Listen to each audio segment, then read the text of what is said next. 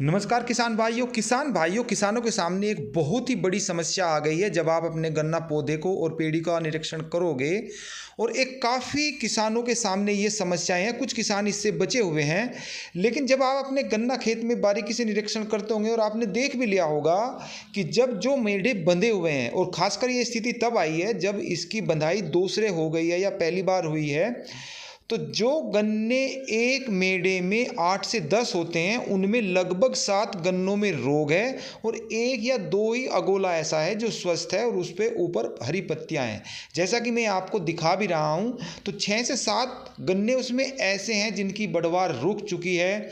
उसे यदि आप चीर कर देखते हो तो कुछ में तो जो सुंडियाँ नुकसान करती हैं, जैसे कि पत्ती में छेद छेद से होते हैं, तो समझ लो कि इसमें टॉप बोरर लगा होगा या इंटरनोट बोरर लगा होगा। कोई भी बोरर इसमें सुंडी की वजह से इसमें रोग आया होगा, जिस कारण से इसकी बढ़वार रुक गई है। और अब इसकी जो बढ़वार होनी है वो ऊपर से नहीं हो रही, अगोला ऊपर को नहीं बढ़ रहा, बल्कि जो बराबर में पोरियां होती हैं, उसमें आँख होती है, उसमें फुटाव चालू हो गया है। तो इसका कोई समाधान अब नहीं है, क्योंकि गन्ने की तो बढ़वार होनी नहीं है। बस इसका ये है कि ये ऊपर जो इसकी बराबर साइड से फुटा हुआ है उसका अगोला बन जाएगा, गन्ना उसमें नहीं बनेगा। कुछ पोरिया को अगर चीर कर देखते हो तो उसमें लाल सड़न रोग भी दिखाई देता है। ये मैं आपको सब कुछ दिखा रहा हूँ।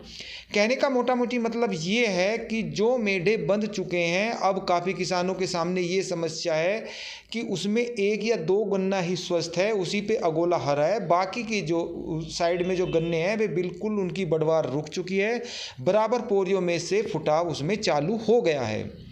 अब ये स्थिति को देखकर किसान सोच रहा है कि इसका इलाज क्या करूं। तो ज़्यादातर जो किसानों की राय है वो इसमें फेराडोन का इस्तेमाल करना चाहते हैं। लेकिन मैं प्यारे किसान भाइयों एक आपको ये चीज़ बता दूं कि कंपनी भी 4 फुट तक ही जो गन्ना होता है, जो पोरिया होती है, उसमें ऐसा कोई रोग लगता है जो सुंडी के कारण लगता है, इंटरनोट बोरर होता है या टॉप बोरर होता है, वो उसकी ही रोकथाम कर सकता है, ये कंपनी का दावा है। तो अब फिलहाल यदि हम गन्ने की बढ़वार देखें तो उसकी हाइट लगभग 6 फुट है या 7 फुट है, 8 फुट तक भी है, तो वहाँ तक वो दवाई कोई काम नहीं करेगी। एक सोचने वाली बात है।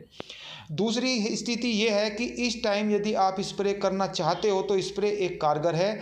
इसमें जो आती है आपकी कोराजन, वो इसमें कोई काम नहीं करेगी फ़िलहाल।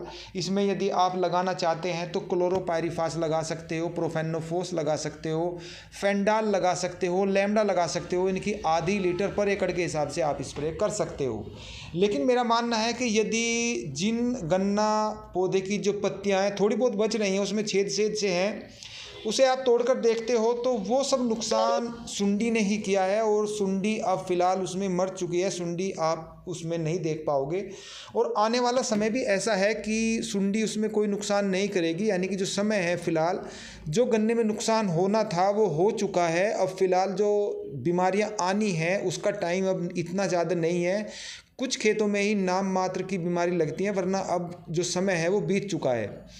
तो मेरे कहने का मतलब है कि स्प्रे का भी कोई ख़ास फ़ायदा नहीं होगा, क्योंकि बीमारी जो थी अब से लगभग, ये जो बीमारी मैं दिखा रहा हूँ और किसानों के खेतों में भी ये समस्या है, वे भी देखते हैं कि जो मेढ़े हमारे बंधे हुए थे, जिनकी बंधाई कराई है, तो उसमें काफ़ी जो गन्ने हैं वे नीचे से रुक गए हैं और बराबर से उसमें फुटाव हो गया है। तो उसका अब कोई इलाज मेरे हिसाब से तो नहीं है। थोड़ा बहुत लाभ हो सकता है, लेकिन ज़्यादा लाभ उसमें नहीं है। यदि आप उसमें कोई भी कीटनाशक या स्प्रे करते भी हो तो उसमें जैसे कि फटेरा है, बल्टाको है, इनका तो यूज बिल्कुल भी मत करें, क्योंकि इनका कोई लाभ नहीं होगा। जो दानेदार दवाई हैं वे तो काम करेगी ही नहीं, क्योंकि गन्ने की हाइट काफ़ी हो चुकी है। स्प्रे कुछ हद तक काम उसमें कर सकती है। किसान भाइयों, अब मैंने आपको इसकी पूरी जानकारी दे दी है। फिलहाल क्या स्थिति है, क्या इसकी रोकथाम हो सकती है, किन दवाइयों का फिलहाल कोई लाभ इसमें नहीं होगा, वीडियो के माध्यम से मैंने आपको डिटेल में बता दिया है। यदि वीडियो अच्छी लगी हो तो हमारे चैनल को सब्सक्राइब करें, ताकि आगे भी आपको ऐसी वीडियो मिलती रहे। फिर मिलते हैं, तब तक के लिए सभी किसान भाइयों को नमस्कार।